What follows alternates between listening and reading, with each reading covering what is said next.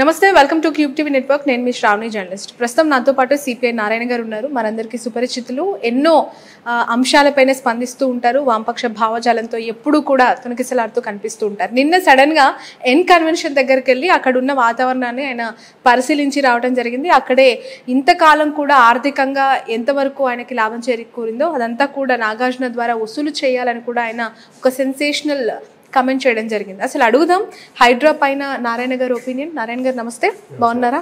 Sir, ఎప్పుడు కూడా Nagarjuna versus నారాయణగా మీడియాలో వార్తలు అవుతుంటాయి. ఎందుకు నాగార్జున గారు అంటే మీకు అంత కోపం?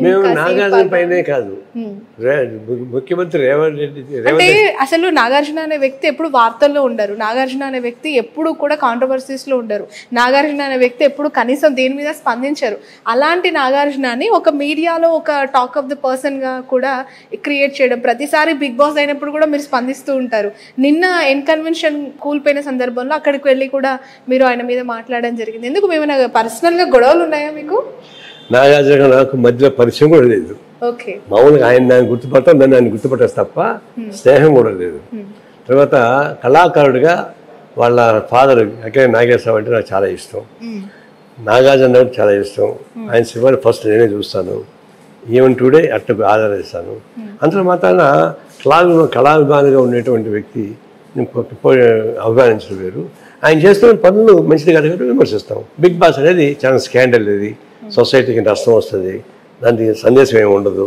అంత రెస్పెక్టెడ్ ఫ్యామిలీ తరఫున దాని ఎందుకు పాల్గొవాలని నా ఉద్దేశం. దాని మీద నేను విమర్శించే మాట వాస్తవమే. అంత మాత్రాన అది వ్యక్తిగత ఖర్చు కాదు. ఆయన చేస్తున్న పెర్ఫార్మెన్స్ మీద, ఆ సబ్జెక్టు పైన, దానిలో మోరల్ వాల్యూస్ పైన మంచిది కాదు అనిపిస్తుంది చెప్పారు తప్ప అతని నుంచి కాదు. ఒకటి ఇప్పుడు మొన్న ఎన్ కన్వెన్షన్ కూడా ఎప్పటి నుంచో వివాదం ఉంది. అది చాలా కాస్టేస్ట్ ఎన్ కన్వెన్షన్. అది అందులో చెరువులు ఆక్రమించి కట్టారని చెప్పి అందరికీ తెలుసు. అయితే రేవంత్ రెడ్డి వచ్చిన తర్వాత దాన్ని మీద యాక్షన్ తీసుకున్నాడు. యాక్షన్ తీసుకుంటే ఏంటంటే, నేను ఏలాంటి తప్పు చేయలేదు, నా దగ్గర కాగితాలు ఉన్నాయి, నేను ఎఫ్టీఎల్లో కానీ లేదంటే ఇవన్నీ నేను కట్టలేదు అంటున్నాడు. నేను అందుకే నేను చూశాను. చూస్తే చెరువుకు ఆనుకునే ఉన్నాయి. చెరువు ఇంకా ఎక్స్పాండ్ చేసి కట్టాడు. అది ఎఫ్టీఎల్ లోపలే ఉంది.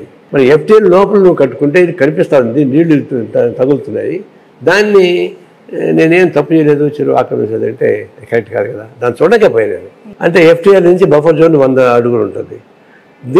బఫర్ జోన్ కన్నా లోపు ఎఫ్టీఎల్ కానుకొని ఆయన కన్వెన్షన్ ఉంది, హాల్ ఉంది. దాని మీద లక్షల రూపాయలు సంపాదిస్తున్నాడు.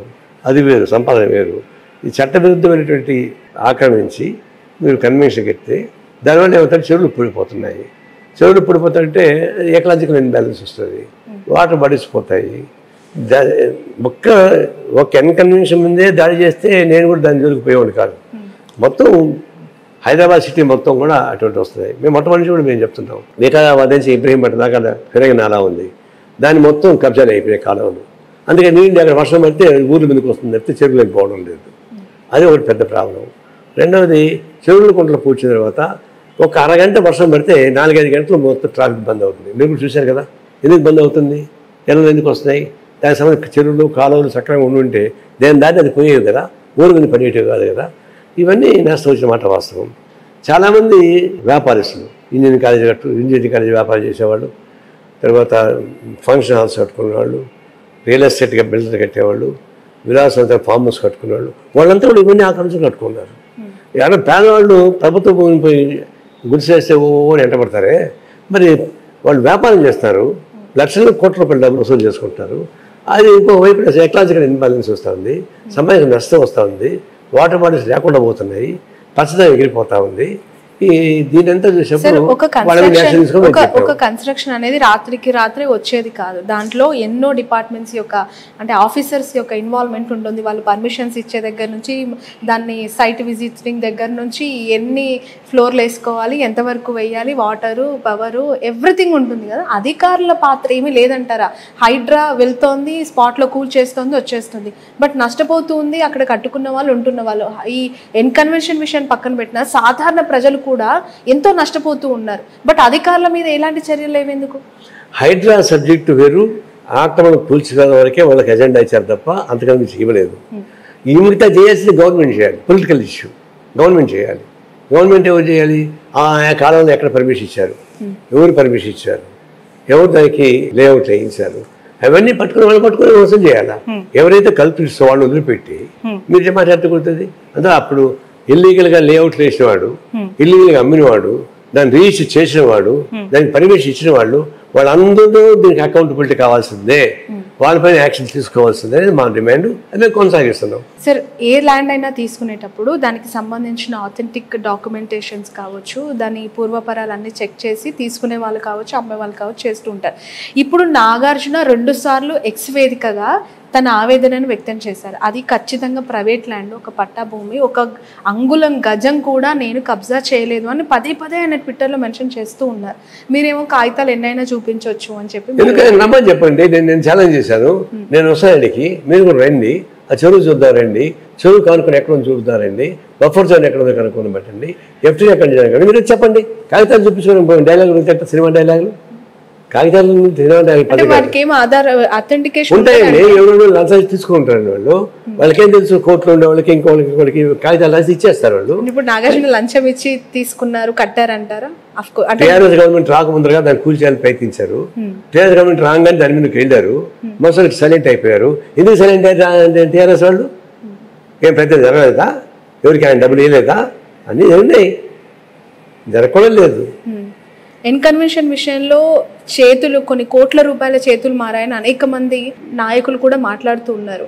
అది నిజమే అంటారా? టీఆర్ఎస్ గవర్నమెంట్ అందుకే సైలెంట్ గా ఉండిపోయింది, ప్రతిపక్షంలో ఉన్నప్పుడు మాట్లాడిన వాళ్ళు ఇప్పుడు ఎందుకు మాట్లాడట్లేదు? అదే కానీ మనం అర్థం చేసుకోవాల్సింది.